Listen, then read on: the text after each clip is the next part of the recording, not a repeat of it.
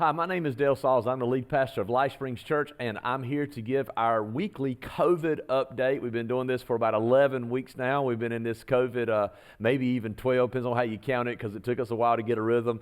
But each week I try to come up and tell you where our church is at and what's next and what's happening. And what we're focusing on. This is an exciting week.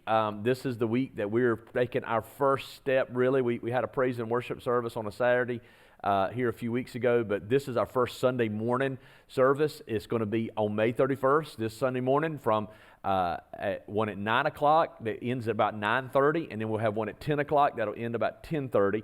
Two of them. It's just praise and worship. Let me tell you why. A lot of people have asked the question of why is it just praise and worship. The reason why is because, one, we felt like that in the homes, it's just been more difficult to have house church and create the atmosphere of worship that we would like to have. So we just thought that would be a good step to get back together. Second is we don't feel comfortable to have kids ministry right yet. So we're going to have kids, and kids listening to some old guy talk for a long time is just usually not something that they're excited about. And what I don't want is the kids to start begging their parents, let's don't go back, please don't go back. So we really want to be able to, before I have our full services, be able to create the whole Life Springs experience that we've been having. We do also want to be sensitive right now. Lee County, for whatever reason, has had a little bit of a spike in COVID-19 cases lately, and we've had several in our church family, some of you watching potentially who are quarantined and suffering through this right now, and others for whatever reason. So we want to be sensitive to that as well. So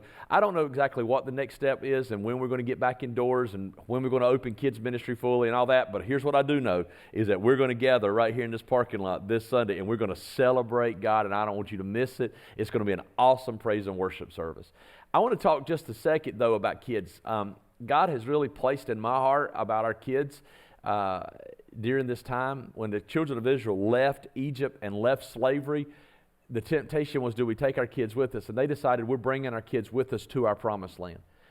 A lot of you know exactly that what I'm getting ready to say. You probably heard it, but Christianity is never more than one generation away from extinction at any point in history. So we're going to do some things differently, try to encourage that. As you watch the online services, would you please just like why don't you take another room or get your kids with an iPhone or iPad and headphones and let them sit beside you and watch the kids services that we're providing as well. I really, if you don't know where they are, go to lifesprings.online. I don't want our kids to have this. I know the way we think is if we want to educate our kids, we take them to school. If we want them to have medical attention, we take them to the doctor. If we want them to know about Jesus, we take them to church. But guess what? It's moved to your house now. And we don't want to miss this whole journey for them spiritually. So I would encourage you to we're going to try to put stuff out there.